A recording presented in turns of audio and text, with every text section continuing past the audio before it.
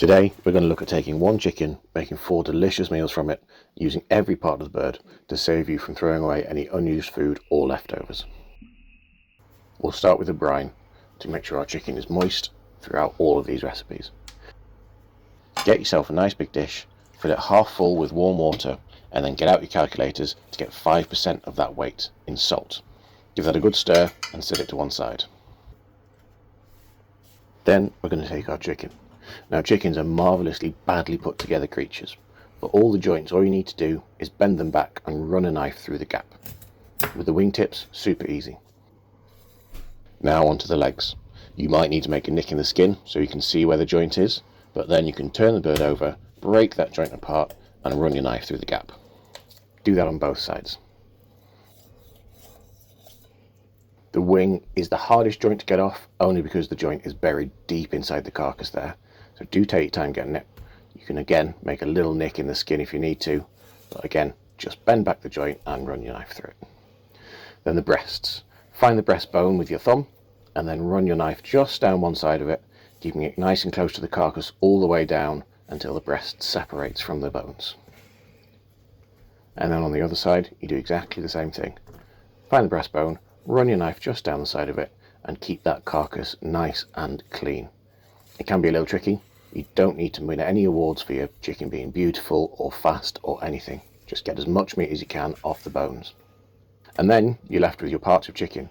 The carcass, the 2 wingtips, 2 legs, 2 wings and 2 chicken breasts. We're going to put all this into the brine and keep it there for about 20 minutes because we do have a strong brine solution, so we don't want too much salt in that meat.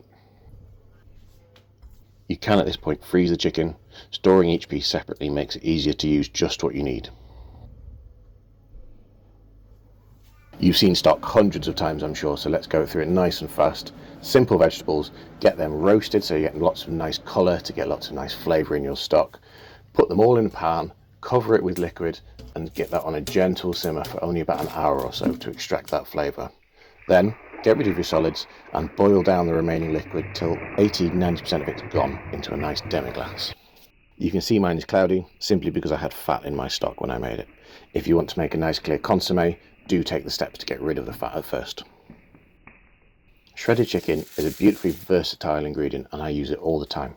All I'm going to do is get the chicken breasts in that now cooled stock, and I'm keeping the flavours light here because we're going to add more later. Get that on a low simmer for a good hour or 2 until the chicken is fall apart tender. Here I'm going to use it in a wrap. Simply line it with hummus, some vegetables, I've got spinach and peppers, that lovely shredded chicken and hot sauce on top just to give it a little extra flavour. This is one of my favourite lunches. I will absolutely devour this wrap, I promise you. Chicken soup is really easy to make once you've got all these ingredients as well. All you need is your stock, your shredded chicken, some mix-ins. Here I'm just using some simple grains and pasta, which I'm going to break so it's not too long in the bowl. Cook that until the pasta is al dente. Serve it nicely with some bread. Hunter's chicken is a real English pub classic and not one I see made very often. All we're going to do is take one of our chicken breasts, make a significant hole in it and stuff it with barbecue sauce. I've made this sauce, but if you want to buy one at the shop and use that, it's still going to taste great. Yeah, I know what it looks like. Let's just move on. Lay down the bacon nicely, a little drizzle of barbecue sauce, and then put the chicken on top, and then stretch and wrap the bacon around that chicken nice and tight. Cover this with cheese, and then get it in a fairly hot oven for 15-20 minutes until the chicken is just cooked through. You can serve this however you want, but I think it works great with chips and simple vegetables with a little more sauce on the side. Anything that you'd consider pub grub goes really well with this as well though. The last meal we've got here uses the chicken legs in a curry, which, to be honest, I got from a jar. I think it's important to give yourself permission to have a couple of meals a week that you can make quickly and easily if you're tired or just don't feel like it.